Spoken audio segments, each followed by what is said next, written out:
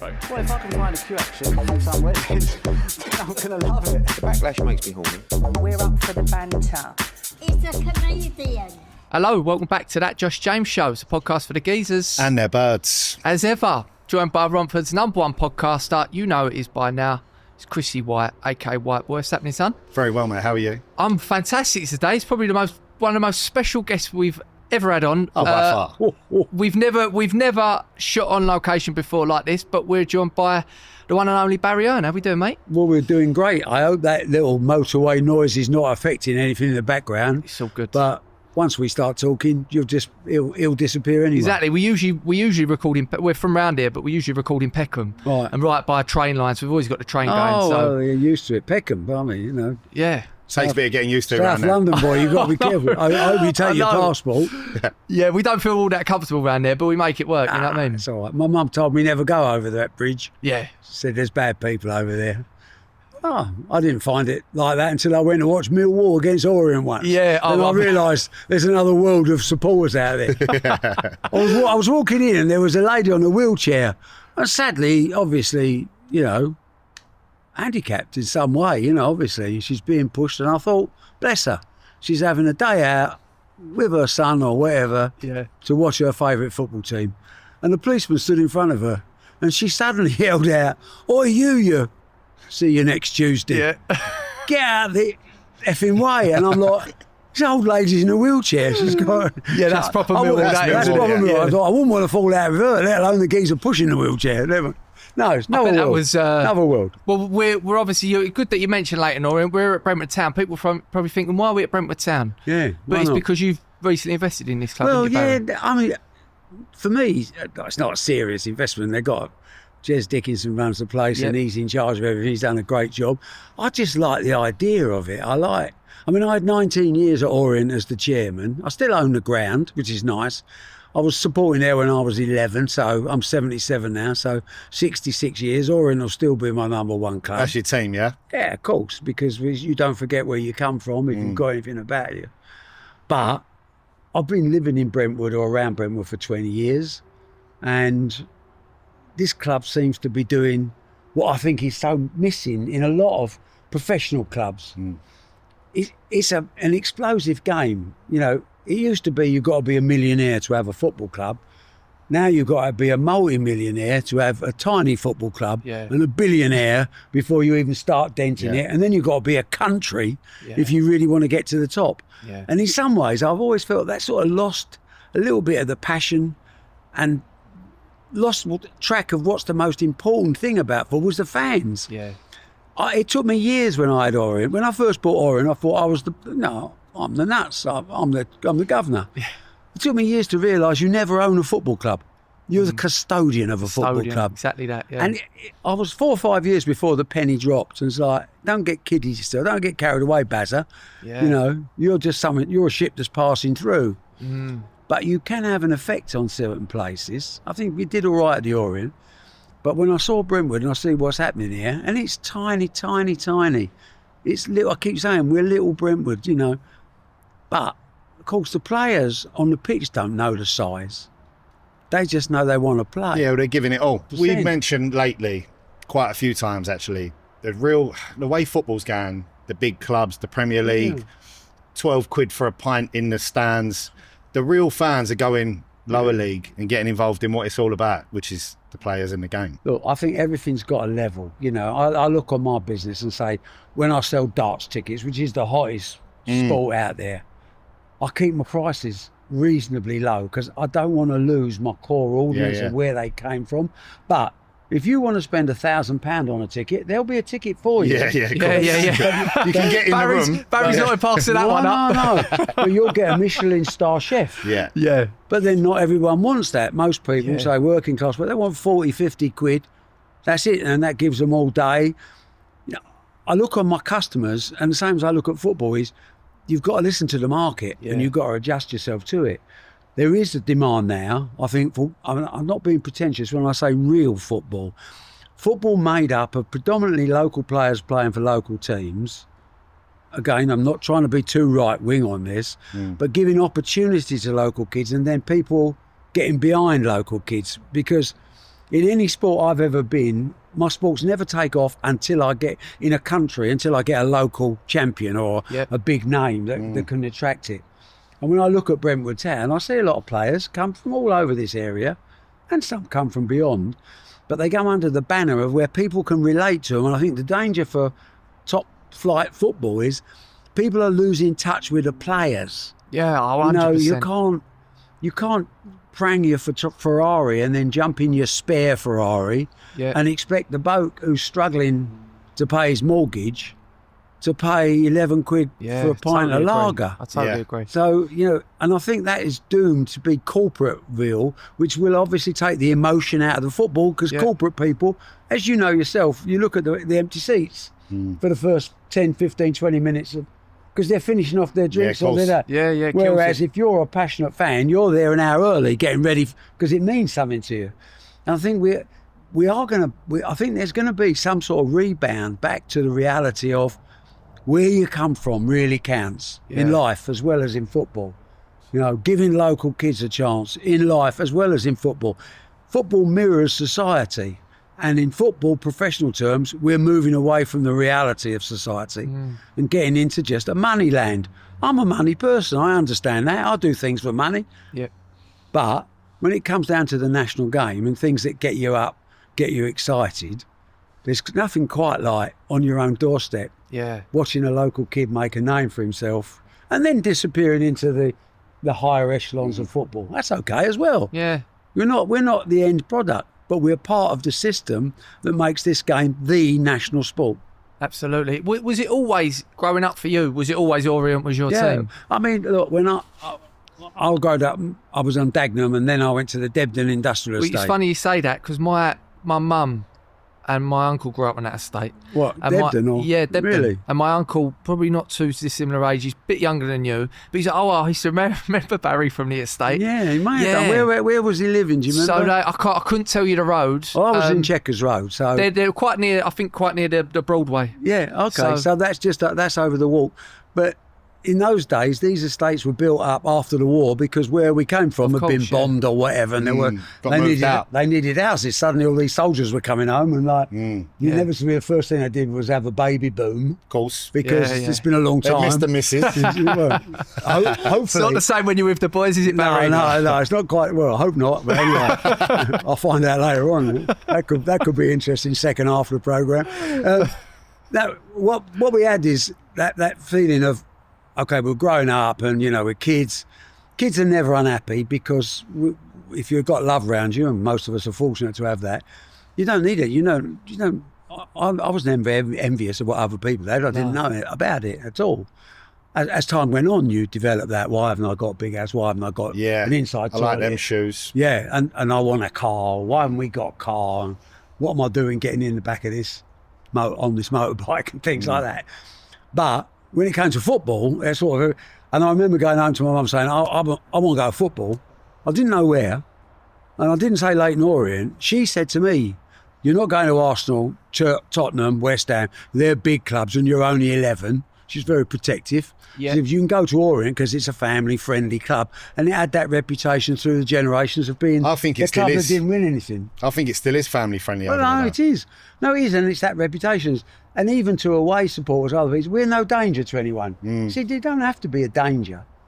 One of the reasons why darts has got so big as a sport is no one hates the other bloke. Yeah. You can't say Tottenham playing Arsenal. There's a line down the middle, isn't there? Yeah. You don't want to take your 5-year-old to that game. No, Like Luke you Littler don't. doesn't have ultras. No. Well, all these guys, they're just normal blokes doing what they do, earn a living. And Orient was a normal club. Yeah. And the moment you go to your first club, you're hooked on it, aren't you? Yeah, absolutely. I fell in love with Tommy Johnson playing centre forward. I wanted to be him when I was grown up. And you get these heroes develop in your head. And later on, when I started playing, I was centre forward because I wanted. And I had 2 years at the Orient that were brilliant. We didn't win anything, We had some good days, we had some bad days. And then when I got to 13, I started going to Tottenham and I picked the year they won the double, 61-62. Good year. Which was a brilliant year for watching any type of football, but Spurs was separate class. But then inevitably came back to the Orient when they got in a bit of trouble years later. they came to me and said, we know you're an Orient fan. And I said, well, I might go once or twice a year. Yeah. Doesn't really make me a fan.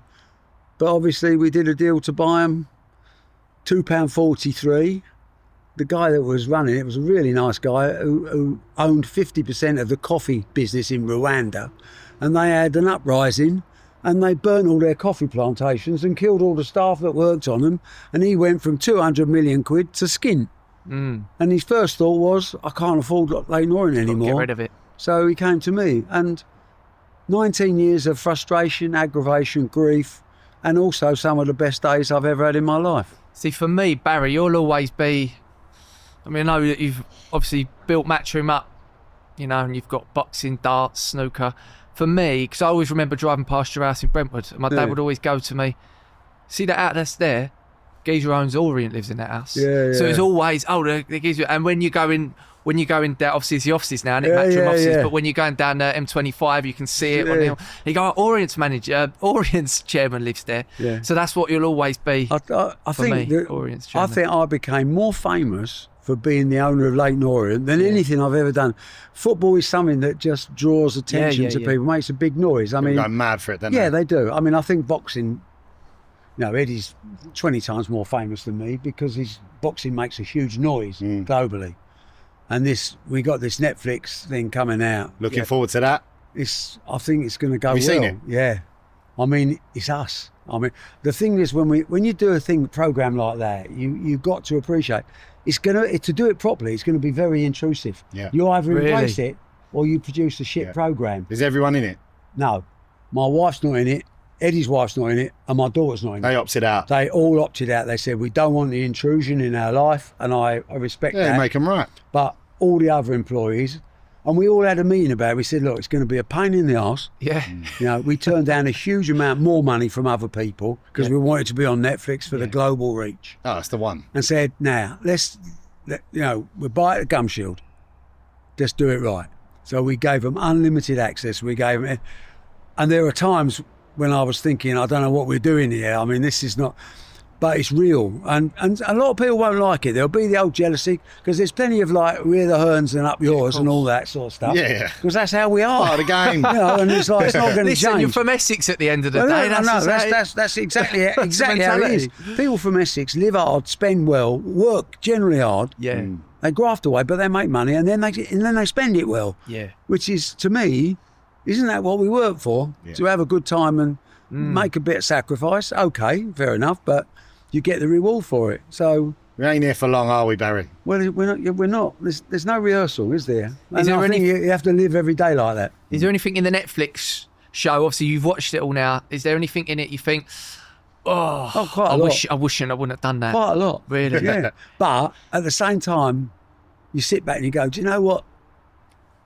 We didn't have rehearsals. You know, this is real. I mean, Eddie comes across. I don't know how he's going to come across. I think, he's my son.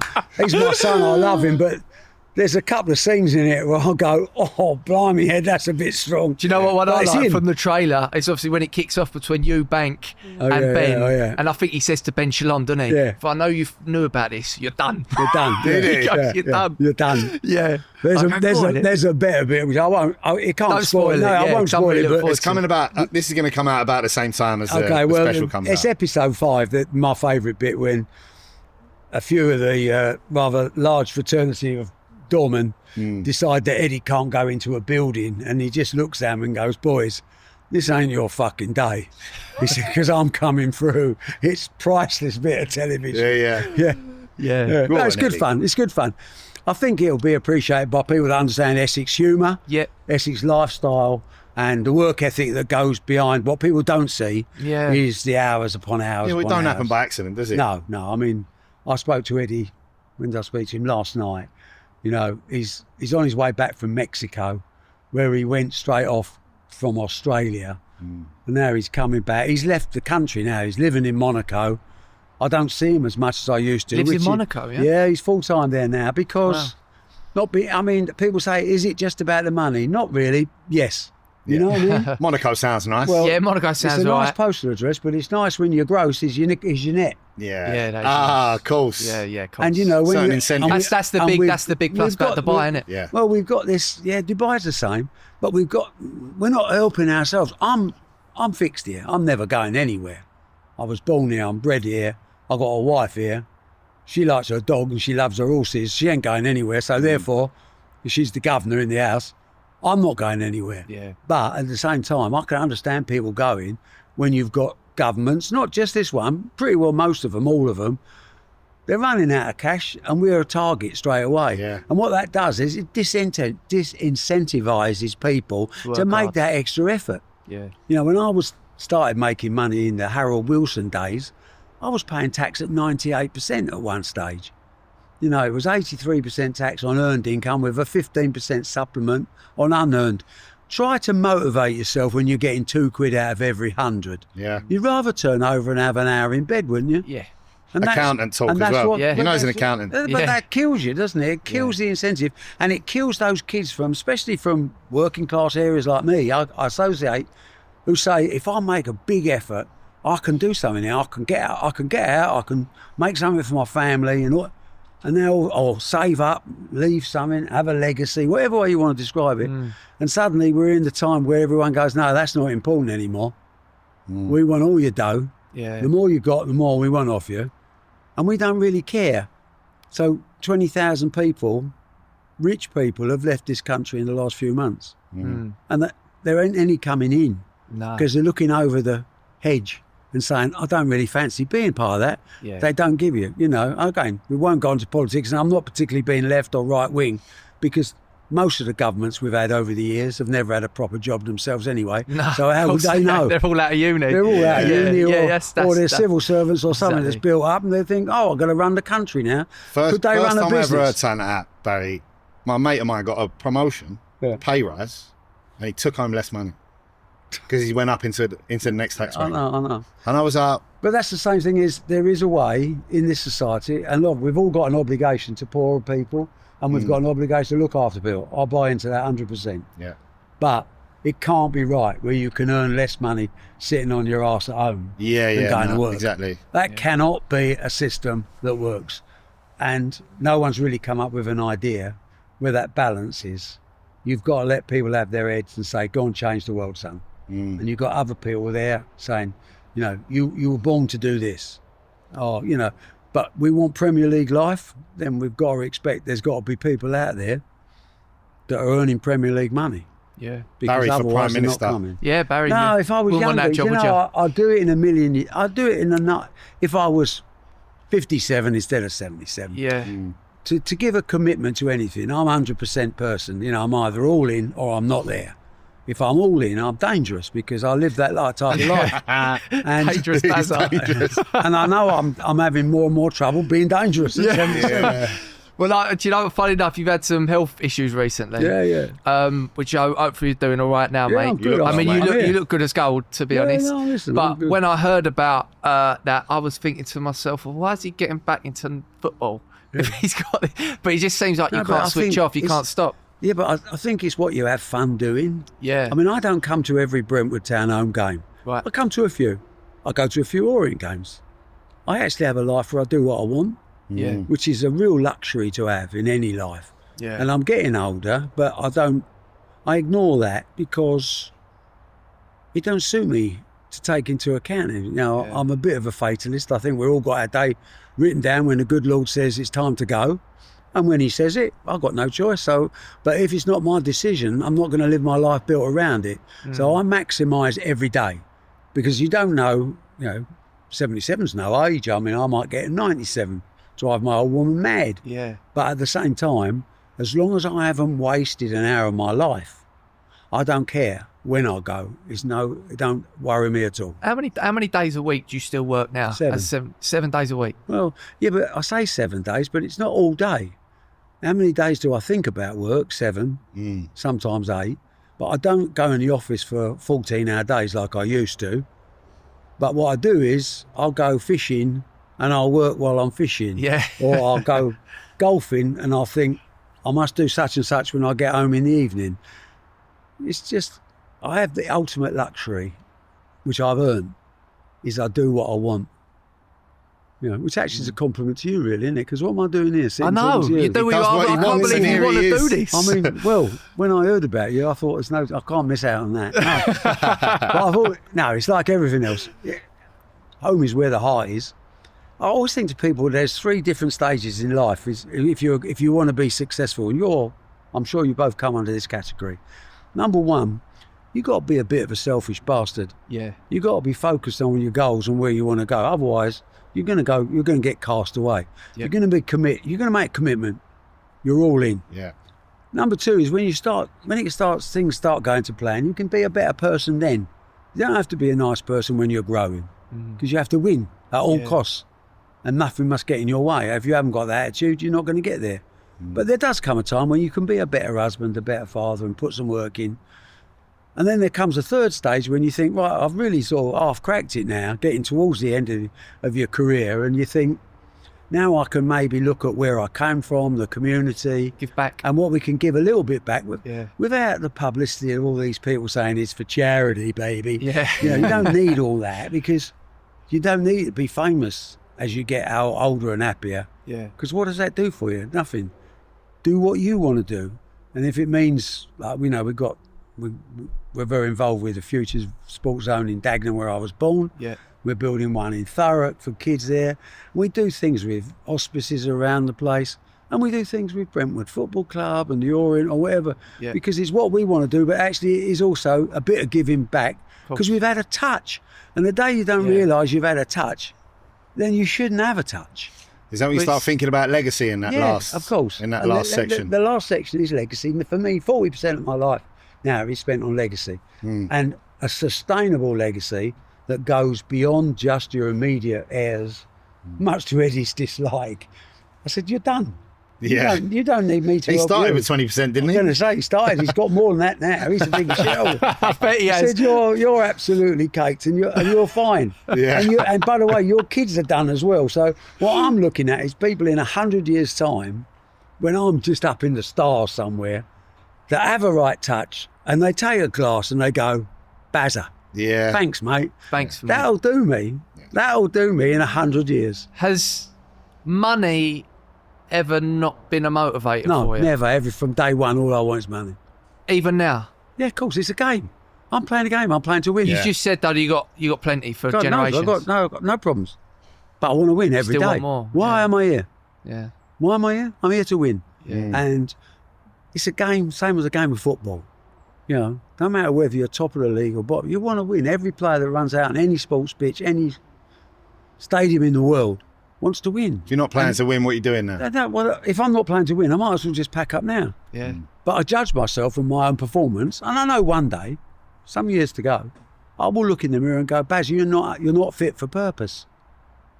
That's a tough one, you know, having to admit I that. can't see it. No, nor can I at the moment, but it will I'm come. sure Eddie's in your ear 'cause he wants that president role, doesn't he? He goes, no. come on, mate, get a move on. No, he's all right. Him and me get on so well. Yeah. Because we are I describe him as my project, but he is my project because I've built exactly the replica of me that I wanted. Really? But he's added his own bit of magic. Yeah, and that's why he's a better operator, really, than me.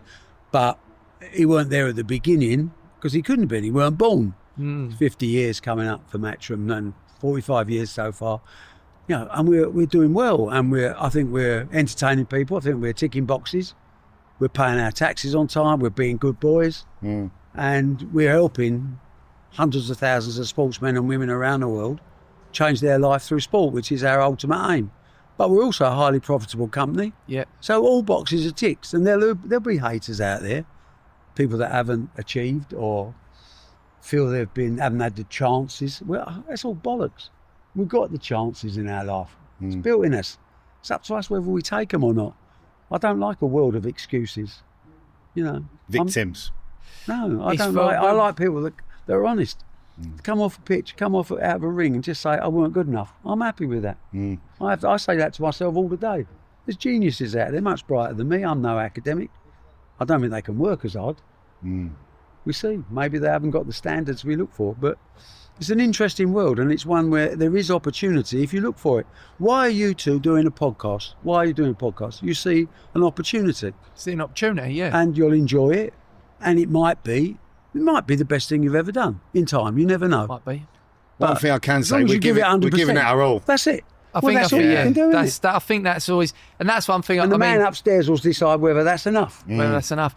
I mean, that's one thing why I've always been a big fan of Matchroom and you and Eddie. Funnily enough, when I filmed that sketch with you for DAZN, people were what the Hearns like, you know? And I was like, well, I've only met him briefly. Do you know what I mean? So I couldn't really tell you too much. But one thing I would say, I was like, they are just like us. You can tell they're quite an ordinary family, that they've just worked really hard and they've done really well. And that's what I like about them. And one thing I always warm towards Eddie for is, you know, you said there that you're entertaining. One thing I really like about Eddie, obviously he's a successful bloke, but I find him very funny. He take the piss out of himself. Yeah, of course. You know, and he can see his that faults. is He the knows secret, he's got a bit of ego. He knows he's a bit arrogant, but he takes it. You know what I mean? Takes fun of I himself. think for that, that's the most important thing. You know, fortunately, I've got a wife of 55 years that keeps my feet on the ground. Yeah. Because like all men, we're all weak, You need really, it, aren't yeah, we? you We're need- you totally need that weak. good woman, yeah. And like, I need someone to go, oh, calm it down. Yeah, You ain't, slow you down. ain't as good as you think you are. Which is why, and Eddie needs that as well. But it's also, I think it's a trait of Essex people and English people as well, but predominantly Essex people that can look in the mirror and take the piss out of themselves. Oh, you got Yeah, you've got to be Because you self-deprecating. can't take yourself too seriously. Oh, can mate. you? No, There's of course nothing you worse. can't. No, not some of the outfits I've seen Eddie in. Definitely No, not. but he's like, you know, he just makes me laugh because Yeah, he's very funny. he don't give a monkey. And I always say to him, listen, just be yourself. Yeah. If there's people out there that don't like that, well, we can do without them people in our life. We ain't got to be kowtowing to anybody, and we're certainly not going to buy friends or anything like that. We're going to be ourselves, and we will attract similar people that accept our ideology and the way we work, and they'll understand us a bit better than a lot of normal people. It's very easy to look at people and say something's wrong, or I wish I was, you know. You're running your own show. Yeah. It's your destiny's in your own hands from the moment you were born. You know, my dad was a bus driver. I could have been a conductor and I'd have been a success. Yeah. I didn't have. Eddie's got a much bigger problem. He's Barry Hearn's son. Yeah. You know, Top that one. and that came with a price doing Son, top school. that. Yeah, no. Do you feel like he's topped you or not? Oh yeah, no, he's good. He's a good operator. I mean, we had that little thing, you know, when he was growing up, I was watching because I had lots of chips on my shoulder when I was growing up. My dad died very early. My mum looked after me. But I didn't really like rich people because I thought they had something I didn't have, you know. And you get a chip on your shoulder.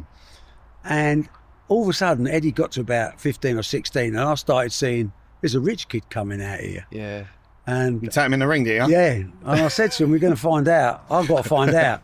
What's in ya? I was going to do it when he was 18, but he got such a lump at 16. Yeah. He's tall as well, wasn't he? He's very tall. And he dropped me twice in the second round. It was but I was happier than he was because I hit him with a few. I mean, this wasn't a father. Did you box back in the day? Yeah. Yeah. But this wasn't a father and son. I was also shit, but don't worry. But this wasn't a father and son game. Well, we don't have those. This was for real. So it was 3 2-minute rounds, gum shield, head guard, proper. Slung out a couple of good fighters out of the gym in Romford. Said, now let's find out what you got. And I hit him with some good shots. And he didn't go over, which was a bit of worry. But as I say, I was so proud of him at the end of it. He passed that test with flying colours. And from that day, I knew this kid would be all right. Nice. Do people say to you now, oh, you're Eddie Hearn's dad? Yeah. They do. I walked into the O2 a few months ago for a show. Literally, you should say that. And as I walked in, someone shouted, look, it's Eddie Hearn's dad. He used to be Barry's boy. I know. Yeah, he used to be Barry's boy, He was yeah. always, yeah. Oh, good for him. But no, I like it. I think you I can don't have the pressure on me that he has because Nah. he has to perform 24 hours a day. Yeah. You know, he's constantly, whether it's autographs, selfies, whatever, he gets no time. He's got people around him looking after him and all that sort of stuff. I hate all that So sort much of stuff. travel and all. Oh, It's got to get tedious after a while. well, now. he's knackered at the moment. I spoke to him last night. He'd flown from some little town where there was a drug war going on, which was rather nice. I said, get yourself out there as quick as Yeah. possible. He flew to Mexico City and he was waiting then to Mexico City to fly to Paris and then to come on. I mean, but he's 47, 48, whatever he is now, 48. this is his chance. Yeah, I said to him, "This ain't going to be the rest of your life. 50, 55, Make hay. you're done. Make hay. And you don't, the only thing is, he's actually enjoying it. It was our sort of way. Because he loves And, boxing, doesn't he? he does love boxing, and he loves the other parts of our business, and he's getting a bit more involved because he's the governor overall. He's got me at the moment to just. I'm quite good at the top end of corporate stuff. Yeah. If we're selling bits of a business or we're buying a new business, I'm decent. That's in where that. the accountant mode kicks in. Exactly. Yeah. And he hasn't got that, but he's sharp and what I like about it is he's street sharp. Yeah. We all need that. It's all very well. We can all talk a bit nasally and be a bit Londony. Yeah. But it don't mean to say we've got street smart. Yeah. Which means that no one takes the piss out of you, Yeah. and you understand the value of a pound note. Yeah. And the rest of it just falls into place.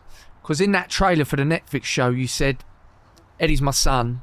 He's good, but he's not yet great. So what would make Eddie great? Well, he has to concentrate a little bit more as he gets older on the more corporate side.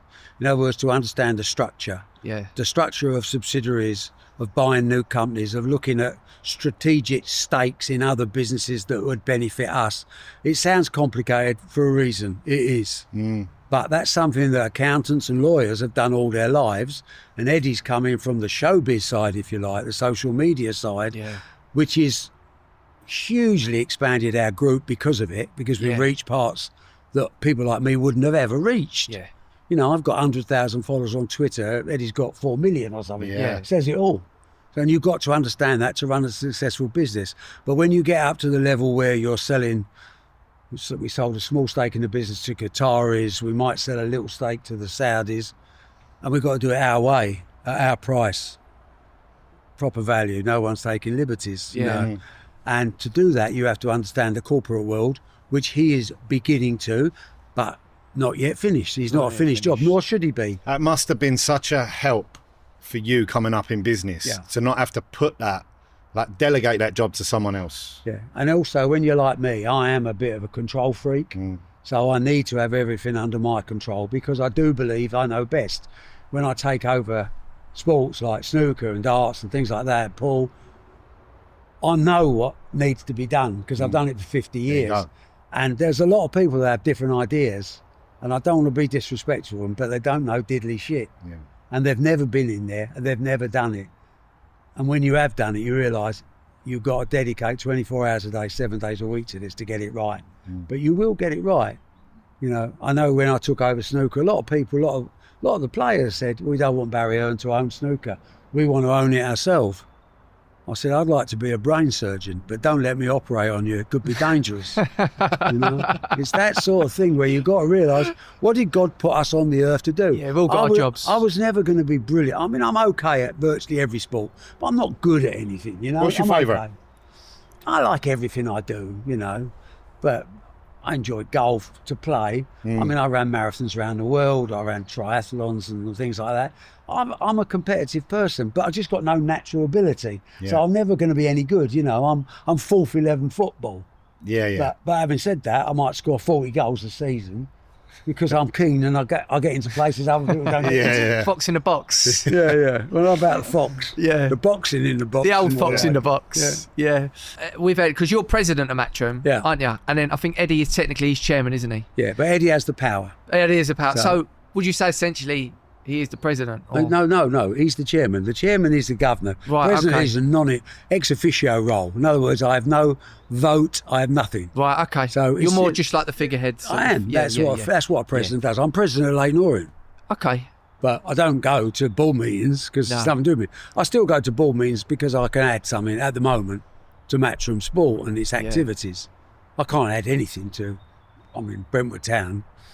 I don't know nothing about football, really. But I would say you had loads of Brentwood Town. Yeah, because your name's around it. But I can do that without being on the board. Yeah, of course. Must be nice. It's nice to have that and to have a little plan. And when you look at a season like we're having now, I didn't know. Top league. Isthmian and Northern won. That was brilliant. I mean, we'd had 4. They had, not me, I wasn't involved. They had 4 playoff defeats before that. I've had 3 playoff defeats with Orient, so I've still one to go. And then to win that league and then think, I wonder we're going to get outclassed here. It's like everything in life. business or sport, when you move up a level, you never really know. Yeah. You know, especially boxing is the strangest one. You know, you get a kid who's 18 and 0, and he just nudges up a little bit out of British title onto European title and gets completely found out. Yeah. And it can happen in business as well. You think you know what you're doing, you go up a level and you think, Jesus Christ. Start playing with the big boys. Playing with the big boys is another game. Yeah. So, you know, but there's roles that for people like me that don't have any aspiration. You know, I don't want to take over Leighton Orient, I don't want to take over Brentwood, but I can add something and at the same time have enjoyment myself, Yeah. which I'm not paying for. Or I am paying, I suppose. I've got a few quid stuck in it. But it don't make any difference because you look at a ground like this and you think, okay, we're top of the Premier League at the moment. And the worrying thing is what happens if we go up?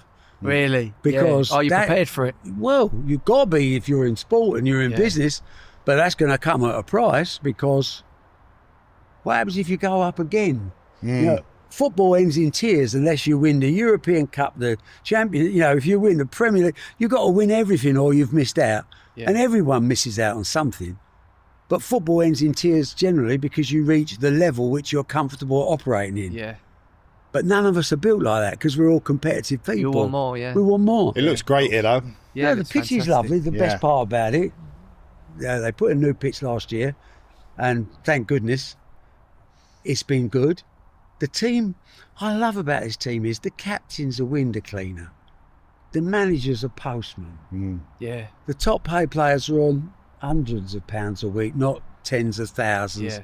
They're out there for the. I know it sounds big, but they're out there for the right reason. They're out there because they want to be out They there. are and largely they're out there loving 'cause it. of love, aren't they, I suppose, And for they're the game? playing like all of a sudden. It's why, you know, the question you ask in life always is why not me? Why not? Why can't I win this game? Why can't I build a successful business? Why can't I start off small and get bigger? Why not? And when you actually think about it, the only person that puts restrictions on you is yourself. Yeah. Yeah. That's a good mentality. I don't have that mentality. I should probably have that mentality a little bit more. You will do as you get older. Yeah. If you want to be a success. If not, you reach a level where you settle for it. So some people are born, they want to be a priest or they want to be a nurse. It's a calling. Some people are born with a level of expectancy. Yeah. In 1982, I made a load of money in 82. I sold all my snooker halls I had then. I was 34 and I made £1.5 million. I thought, that's it, I'm done. You're I'm done. retiring. What's this, in the 80s? Yeah. A lot Well, of money in the that's 80s. 82. 1.5 in the 80s, a lot of That's money. it, yeah. But looking back on it, I did try it. Tried it for about 6 weeks. I thought I'd play cricket, go golfing, go fishing every day. How long that last? About 3 weeks. Yeah. And then I boring. realised those things, no, they're not boring. They're a treat. They're Yeah. a reward for Treat, yeah. effort. They're not something that you want to take and you can't build a life around it. But business and having that the thrill of the deal and whatever and getting bigger and, you know, losing money, having disasters as well, which we've all had. No one's free. Why do you think that is? Because there's always more. Well, the man upstairs just balances itself out, doesn't he? Humbles you. He gave me Leighton Orient just when I was doing ever so well. I say, oh, should you've got a sense of humour. I've got a you're resentment about Leighton Orient. I had a season ticket over there. Right. I think it was 30 quid for 30 home games for the kids. It was How a long pound a was it? game. Was it? Years and years and years. What am I now? 37? Yeah. Over 25 years ago. Okay. It was a pound a game. Yeah. Right? And I went to see 11 home games. Yeah. And I watched 11 0-0 draws. Do you know 11 what? 0-0s. They should have paid you to stay away. Yeah. That's Do you think it was awful. my fault? Yeah. You're a bock. There's no doubt And about it. You're a I never went back. But we're all over Yeah. If you'd have stayed a little bit longer, of course, when I went to Orient, I brought in the £10 a year season ticket Yeah. for kids. Yeah. And we signed up 15. I always remember because I think I mean, this is different, but we'll get there. We signed up 1,500 supporters, and I think 1,000 of those, thereabouts, are still season ticket holders Yeah. today. That's great, that. Oh, it's the first game I so took my you were. boys to see. Last year, he's 6. Isn't it He lovely? just turned 7. First game I took him was Orient. You ruined his life for him, haven't you? All of it. He's going to be an Orient supporter. I feel like with Orient, I feel like in this area, Orient is everyone's second team. Yeah, without doubt. But how can we create that at Brentwood? You know, you've got, I suppose, our biggest crowd ever, I think, is about 1,600 people. Our average crowd's about 600 or 700. The job for us now is little bricks. Is let's get to 1,000 average, and then we'll have a look where we are. And then we've got to look at the facilities and start saying, come on, be realistic. Would you come here? So let's build a little bit of this and let's do a bit of that. Let's work on the catering, make sure there's a better customer experience. Let's make sure we've got girls walking around with beer in case you fancy a pint. Love it. Let's just do all the things that working class blokes all day. When I look at any sport now, any event, I ask one question: would I have a good time there? Yeah. And I style everything around what I want. Yeah. So I don't want to be ripped off for a pint of beer. I think it's a liberty. Oh, it is a liberty. It's taking the mick out of working class people. I want to pay. I don't mind paying my way. I want value for money in everything I do, and I want to be entertained. Yeah. At the moment at Brentwood Town, but I said the other day some social media bit, we are the entertainers of the Isthmian Premier League because we tend to go 1 or 2 behind early doors. We score loads of goals in the second half and extra time, mate. Fill your boots because we're going for 95-100 minutes. Yeah. And it's built on enthusiasm and passion and people that want to be there. You're a showman. That's the time. That's There the time. you go. The Greatest Showman. Great Showman. Out on 17th of September on Netflix. Don't miss it. Don't miss it. My wife won't watch it because says Eddie swears too much. Oh, really? She don't like the swearing, no? Does he not swear in front of his mum?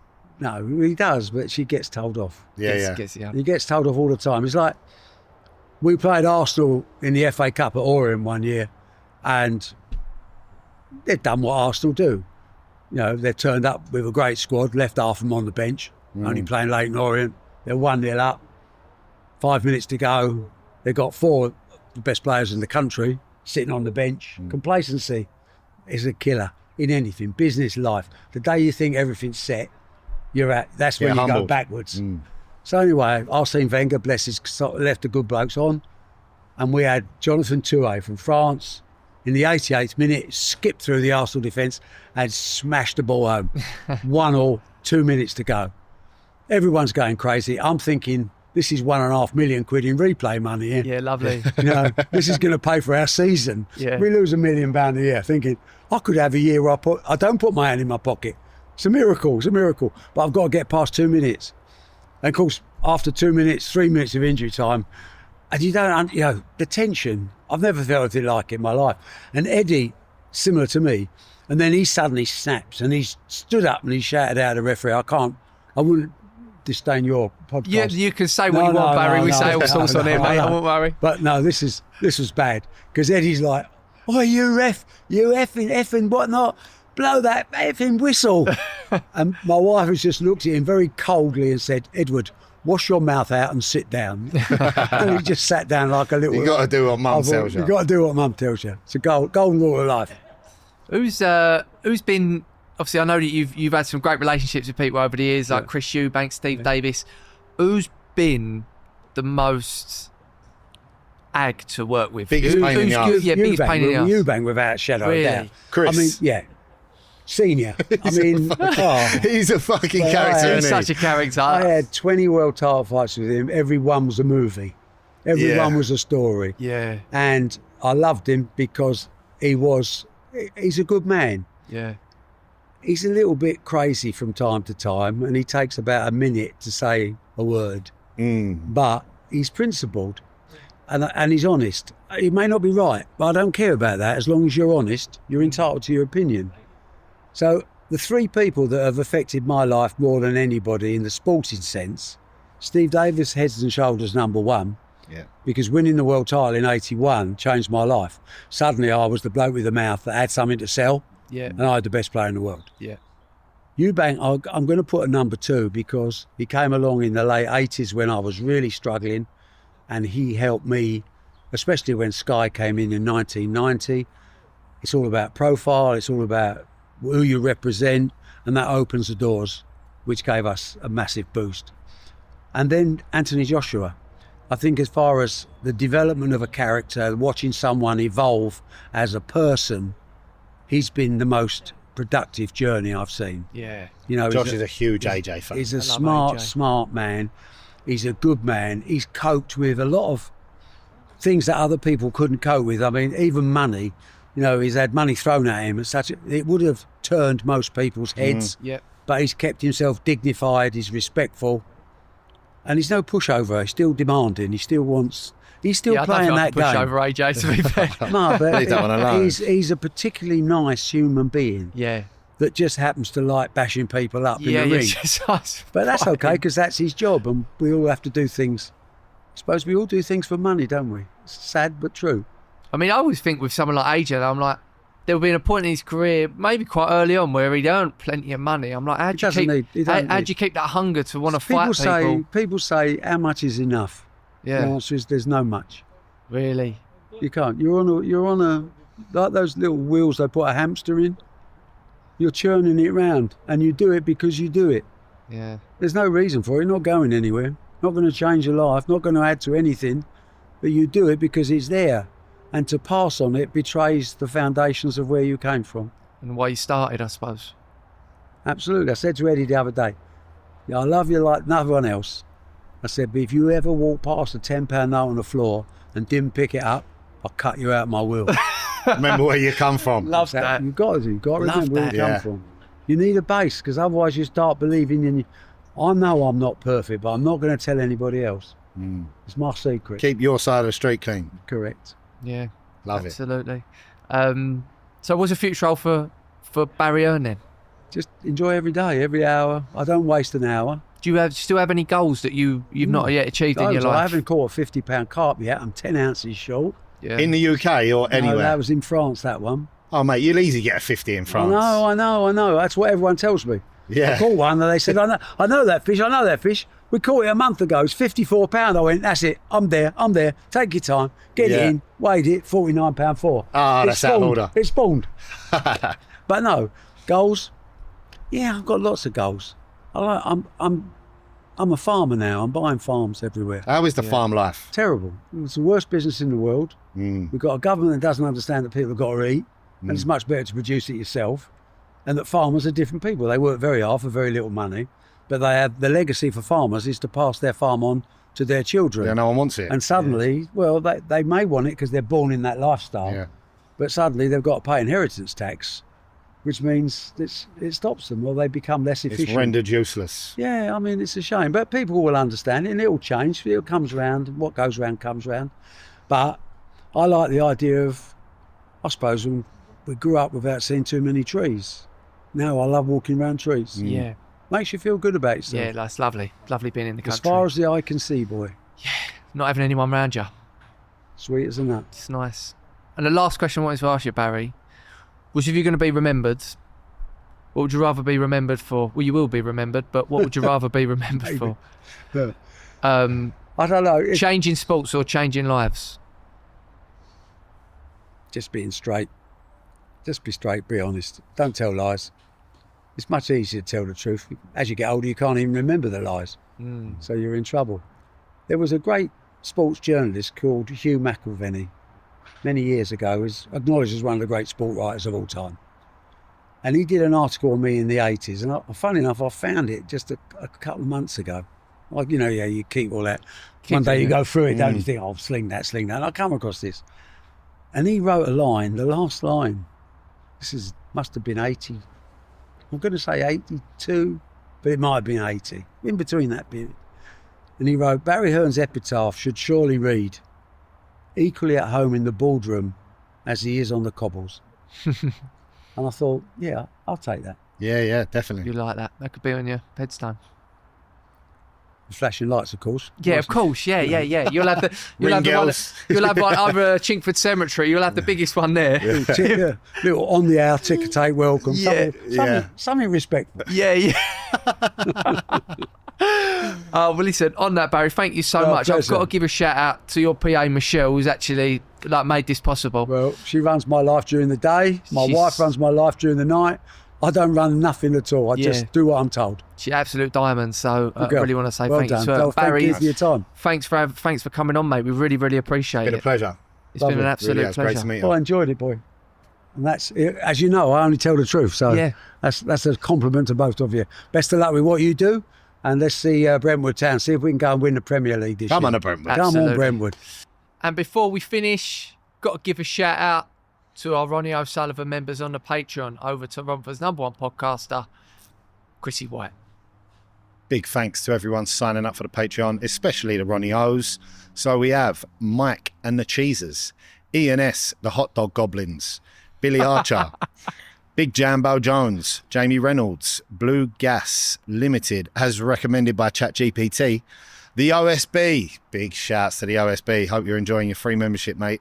Perry Fry, David JD91, Nick the Greek, Joe Keeble, Frankie Byer, Ad Sussex Carpentry, Cornelius Evans, Ryan Sandals, Phil McCracken, yeah, We see ya. Ryan Muscles, Specs Baldy Kirwan, PV Warehouse, Solar for the Aussie Geezers and their birds, Alfie and the Duchess of Deckham, Lee Baldy Towler, Thomas Hegg, Dan Coombs, William Webb, Jonesy, Ryan Driscoll, Tom Newman, Josh A, Anthony Holdcroft, Dixie Wrecked, Clarkie and the Gregory Celtics mum, Richie Harland, Jerry N, Kate's Babysitting Services. Jerry and Kate's Babysitting Services. They must be a couple of nonces or something. Jerry and Kate. Who is it, sorry? Jerry and Kate's Babysitting Services. Oh, Jesus Christ. Who's that? Oh, Just ignore. Yeah, Maddie just, McCann. just go on to the next one, mate. nice one. Rafi Saito, Jordan Gillam, Jake. White boy crosses his legs like a girl. Love it. That's from Edward Sunshine Properties Essex. Yeah, I got you, mate. I got emails on this one. Yeah. Me too young. Okay, Danny F, Spacey Boy, Lewis Mills, Kieran Byrne, Radu Digital Eye, Bobby Everington, Harvey Evans, The Criminal's Little Brother, Cloud IT Consulting, Saiti, Luke Goddard, Tom Escott, Kai Herrera. I'm sorry I can't pronounce your name. Hang on, it's just loading. Toby, Danny Barlow's son, Ellis, Phoebe O'Hara, ND Adams, Chris Pompon Allen, Paul Towning, Toby, Saffron Malden Jim, George Avgusti, Ben Arnold, Aaron, Nick Herr, Kyle and Jerry. It's the same ones. They're on here twice, Babysitting Services. John Andrews, Flo Heron, Dan Glibbles, Bill Webb, Bossman, Tom Drakely Burr, Dan on the Rory Daffin, Spencer White, Callum Cummins, Anna Walton, Cat Slater, James Val, Gussie Big Piece, Brandon Harris, The Shermanator, Lover Incesta. Okay. For some reason it's zoomed out and it's like really incest. small. Yeah, we see it.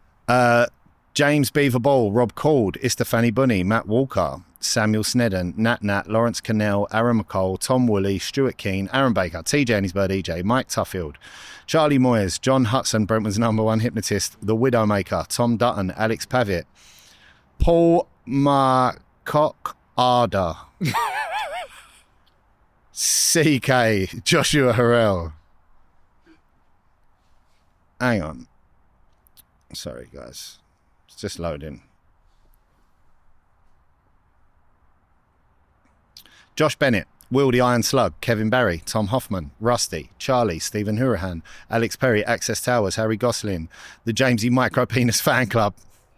Love it. Love that one. The Criminal, Steve Reed, Richard Donnellan, Gabe Boners, Jack Watts, Toby Larone, Sam Peters, Big Miles and Lady L, Sarah, Laurie Souch, Oscar Bunting, George Bowen, The Wheels Dog, Mike Cunt, Anne and Sal Valley, Lucas Mepham, Big Gaz, Chris Fife, Harry McLeod, Suck My Dick, Donny Bond, Donna Bond, Frank, Scott Evans, Callum Vitaro, Sparky, Ben Gaylor, Frankie O'Connor, Danny, Brother Rosario, Michael McGandy, Stacey Morris, Watford's #1 bumhole plater. Is it? Joe Westfell, Beck, George Denny, Kaylee, The Social Hand Grenade, Rob, almost there, guys, one more page.